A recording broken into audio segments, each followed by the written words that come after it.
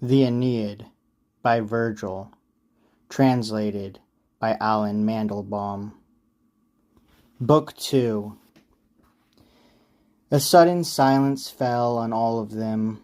Their eyes were turned intent on him, and Father Aeneas from his high couch then began.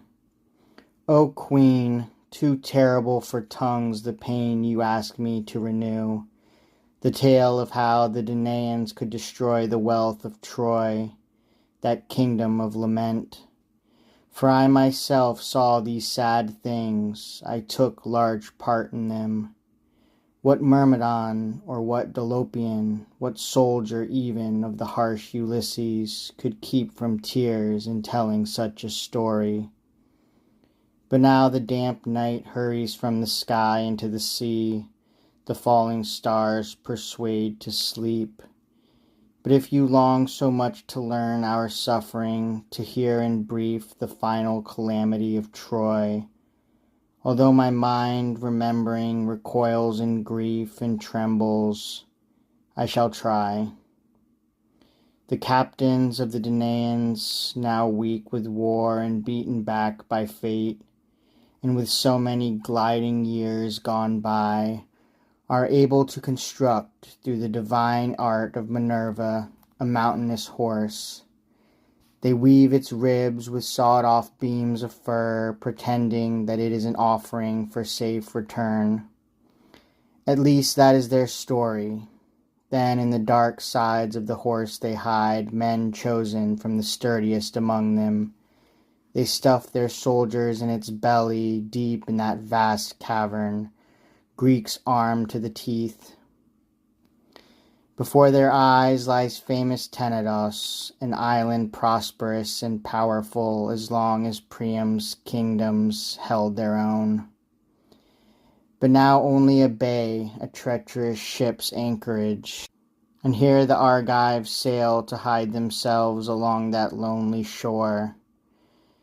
We thought that they had left to seek Mycenae before the wind, and all of Troy is free of long lament. The gates are opened wide, gladly we go to see the Doric camp, deserted places, the abandoned sands.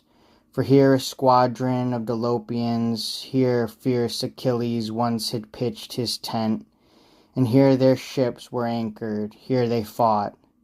Some wonder at the deadly gift to maiden Minerva, marveling at the horse's bulk. Diomedes was the first of us to urge that it be brought within the walls and set inside the citadel. He so advised either through treachery or else because the fates of Troy had willed this course.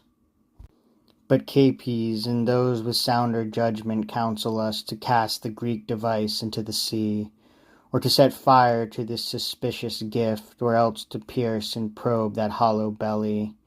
The doubting crowd is split in two factions.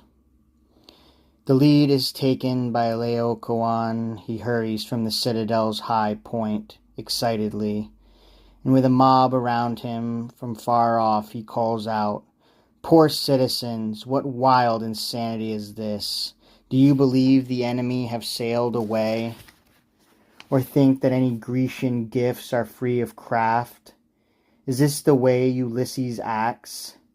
Either Achaeans hide, shut in this wood, or else this is an engine built against our walls to spy upon our houses or to batter down our city from above. Some trickery is here. Trojans, do not trust in the horse.